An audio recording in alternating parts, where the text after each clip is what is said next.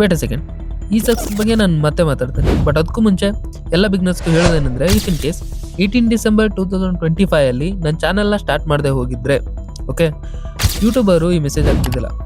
C, congratulation, you have been accepted in to the YouTube partner program just 1 month ಅಲ್ಲಿ. And even date ಕೂಡ ನೋಡ್ಬೋದು ನೀವು, 19 ಜನವರಿ 2026 5:50 PM ಗೆ ಬಂದಿರೋಂಥ message 18 December ಅಲ್ಲಿ ನನ್ನ ಚಾನಲ್ ಸ್ಟಾರ್ಟ್ ಮಾಡಿ 1 ತಿಂಗಳು 1 ದಿನಕ್ಕೆ ಬಂದಿರೋಂಥ ಮೆಸೇಜು. ಇನ್ ಕೇಸ್ ಆ ದಿನ ಏನಾದರೂ ನಾನು ಬ್ಯಾಕ್ಔಟ್ ಆಗಿದ್ರೆ 1,87,71,439 ವ್ಯೂ ಬರ್ತಿದ್ದಿಲ್ಲ, 38.8K ವಾಚ್ ಟೈಮ್ ಕಂಪ್ಲೀಟ್ ಆಗ್ತಿದ್ದಿಲ್ಲ, 8,000 ಸಬ್ಸ್ಕ್ರೈಬರ್ ಬರ್ತಿದ್ದಿಲ್ಲ. ಅಂಡ್ ಅರ್ನಿಂಗ್ ಬಗ್ಗೆ ಹೇಳ್ಬೇಕಂದ್ರೆ ಅದು ಯೂಟ್ಯೂಬ್ ಪಾಲಿಸಿಗೆ ಅಪೋಸಿಟ್ ಆಗುತ್ತೆ. ಬಟ್ ಆದ್ರೂ ಅರ್ನಿಂಗ್ ಪಾರ್ಟ್ ಹೇಳ್ತೇನೆ.